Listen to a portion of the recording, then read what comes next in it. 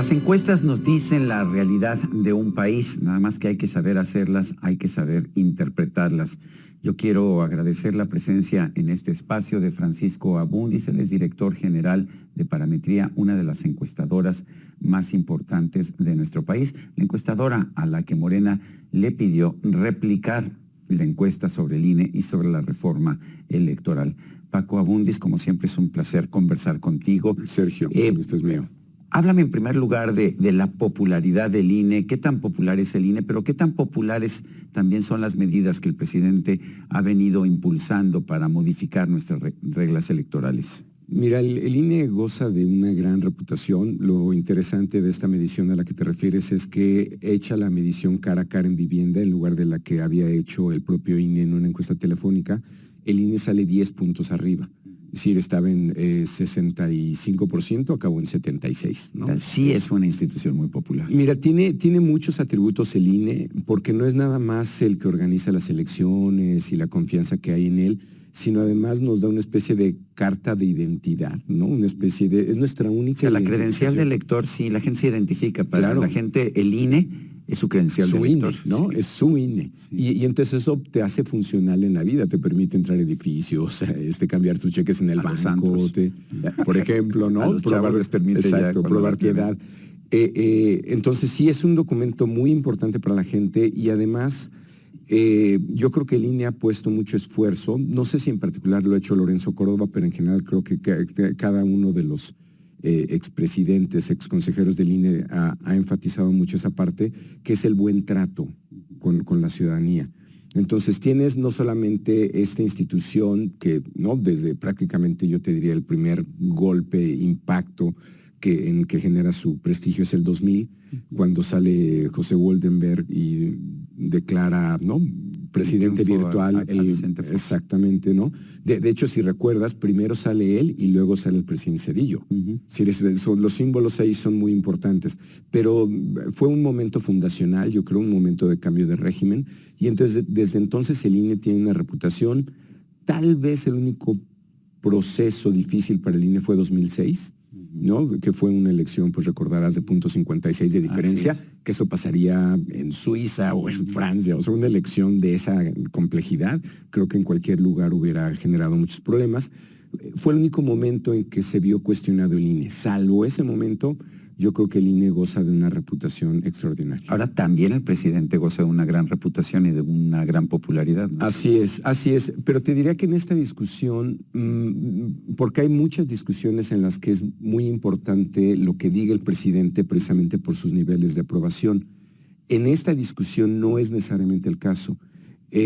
Lo que se está proponiendo como reforma electoral, que a mí me parece es un tema muy delicado, muy complejo, podría haber resultado lo mismo ahora que lo medimos, es decir, esos niveles de acuerdo con estos cambios, que podemos hablar más en detalle de ellos, pero lo mismo habría sido hace 20 años, Sergio. Es decir, ¿tú crees que hay muchos o pocos diputados?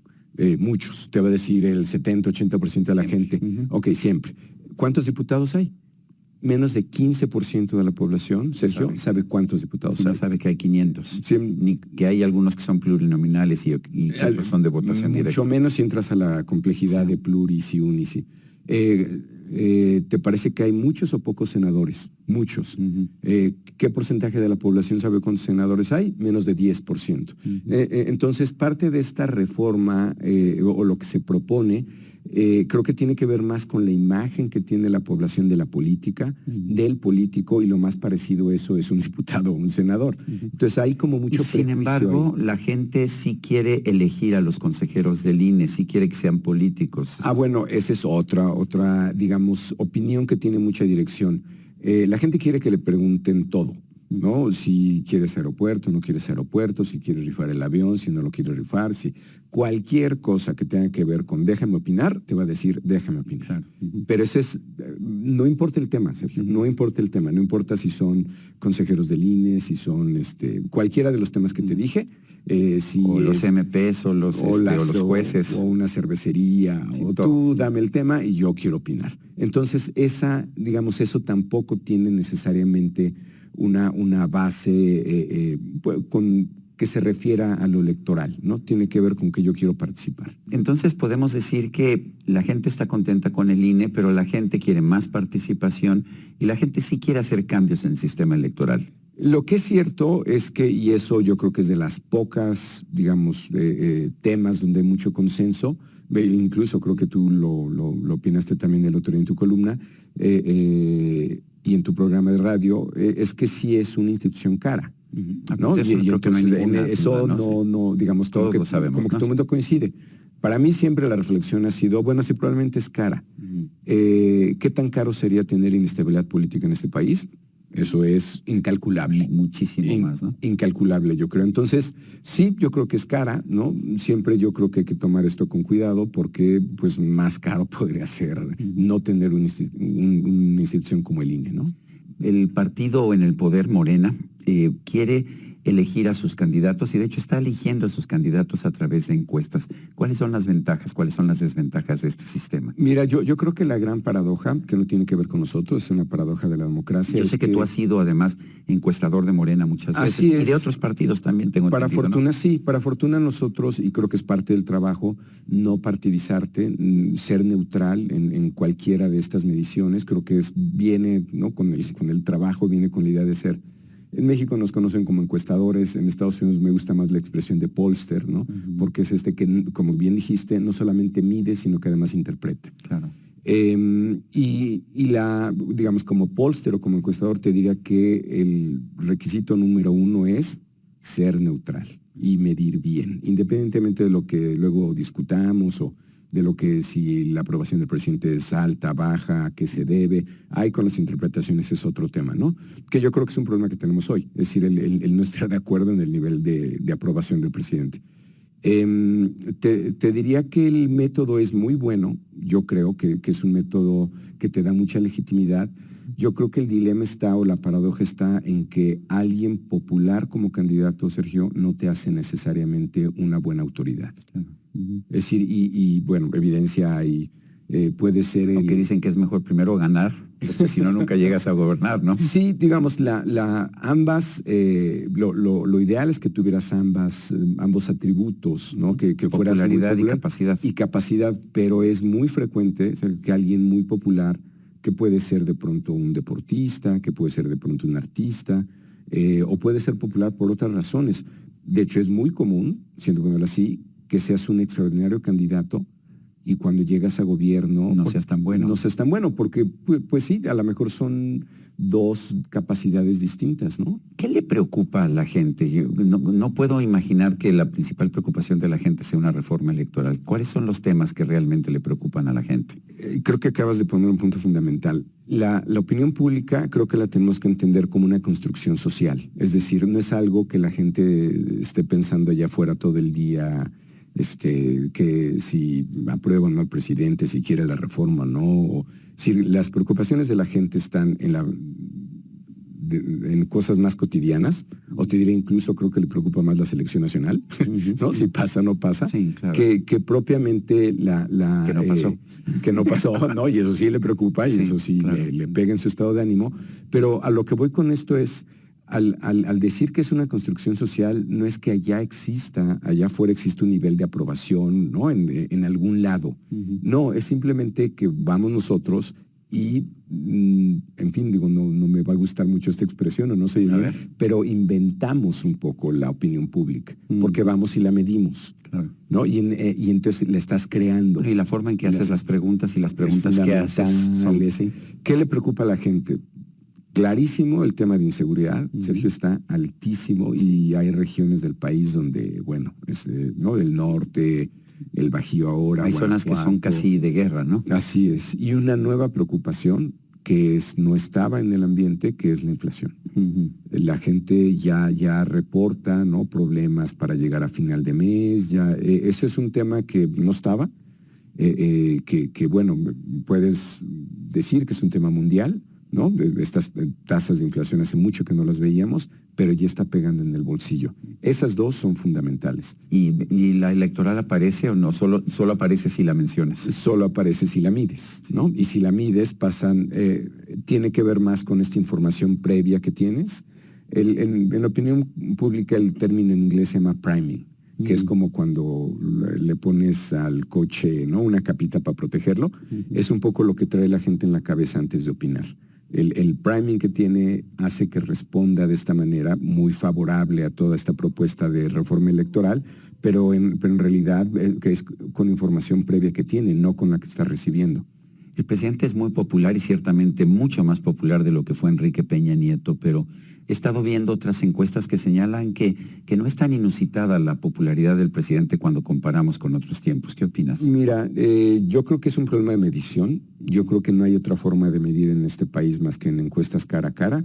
De otra manera, si las haces por telefónica o internet. De hecho, no hay encuestas por internet, eso no existe. Lo que tú tienes en Europa, Estados Unidos son ¿Qué hace una paneles. empresa como Morning Consult que dice que supuestamente le da 70 y tantos % al presidente, pero que dice que tiene otra tecnología? En general, como tú bien sabes, por tu formación, la ciencia social es validable y replicable. Si no lo puedes validar y no lo puedes replicar, entonces quién sabe qué es eso, ¿no? Es decir, esa cosa como yo tengo una caja negra y en esa caja negra, no, sí. es muy sencillo. Las muestras las tienes que transparentar, tienes que decir dónde fuiste a entrevistar. Como cuando haces tú una encuesta, tú dices, hice tantas entrevistas y ya sea que fueron telefónicas o fueron en vivienda Así o fueron es. en calle. Así es. Ni estratificaciones de tal forma. Exacto. Mira, el problema fundamental de todas esas menciones a las que te refieres, y por eso estamos difiriendo mucho, es que si haces cualquier otra metodología que no sea cara a cara, o más que metodología es una forma de recabar datos, estás excluyendo al 30% de la población rural, con menos escolaridad, con menos recursos, y que es, por cierto, donde está la base del presidente. Entonces, ¿qué es lo que pasa cuando haces una entrevista cara a cara? Pues que sube la popularidad del presidente hasta en 15 puntos. Parece que no es un problema, pero si ves la discusión pública, literalmente entonces hay datos para todos, ¿no? Si quieres argumentar que la aprobación del presidente es bajo, entonces vas a citar una telefónica o una de estas de internet, que otra vez no existe, no hay tal cosa. O sea, pretenden ser encuestas, pero en realidad así no es, son. No, porque ahí contesta quien quiere, ¿no? Exactamente, no tienes control. Y digo, aún si lo tuvieras, mientras no tengas este 30% de la población, no tienes una muestra representativa. Ese es un primer problema de esta discusión. Y luego ya vendría la interpretación. Te dirían, no tiene por qué necesariamente ser cuestionado el que sea alta la aprobación. Más bien la lectura es lo que importa, que es lo que tú decías. Y te diría que están pasando dos fenómenos muy interesantes. Uno, que como la gente está consciente de los problemas del país, hay una gran distancia entre la aprobación del presidente y su mejor política pública, y ya no digas la peor. Es decir, entre él y cómo evalúa la gente la inseguridad o la lucha contra el narcotráfico, Sergio, hay 40 puntos de diferencia. Entonces, ahí viene otro fenómeno, ¿no? Entonces, ¿qué está evaluando la gente? Da la impresión que la gente está evaluando al presidente más por su intención que por sus resultados. Y por su personalidad, ¿no? Y por su personalidad cercanía a él. Pero en general, cuando tú empiezas ya a escuchar explicaciones sobre todo esto ya en lo cualitativo de es que no lo dejan, es que él tiene buenas intenciones, pero es que no lo informan y es que lo engañan. Y cuando la gente empieza a decir, sí están mal las cosas, pero no es él, quiere decir que la gente lo está evaluando a él y no necesariamente a su administración. Entonces, aunque nuestra pregunta sea, ¿usted cómo evalúa el trabajo del presidente? Al final está evaluando a él por sus atributos o a él por sus intenciones. He visto que las encuestas se equivocan más ahora, o esa impresión tengo. ¿Sí se equivocan más las encuestas? Mira, yo creo que depende mucho del tipo de medición que hagas y sobre todo cuando la población o la ciudadanía está muy estresada, que hay elecciones donde sucede, tiene presiones, es difícil. Y la gente a veces oculta, ¿no? Pero te diría que para lo que nos ha servido ahora la metodología o la tecnología combinada con metodología, es que si tú haces una entrevista en una tableta, Sergio, yo puedo grabar toda la entrevista, puedo saber exactamente dónde se hizo y hoy día cuando hacemos proyectos, sobre todo para los estadounidenses, ellos no te piden cuestionarios, ellos te piden 1,000, 1,500, 3,000 archivos y cada archivo es una entrevista. Y además frecuentemente estos sistemas, estos programas, este software, te toma fotos aleatorias. de tal manera que te permite ver dónde estaba el entrevistador, dónde estaba el entrevistado, sin revelar la identidad, ¿no? Porque eso es parte del código de ética. Pero ese tipo de recurso hoy nos permite a nosotros ahora ya tener un control de calidad extraordinario. Te diría que eso a Parametría le permitió dar en su última encuesta preelectoral a la presidencia del 18, el 53, 22, 16, 5, con una precisión que, para serte franco, si no contáramos con estos recursos sería difícil.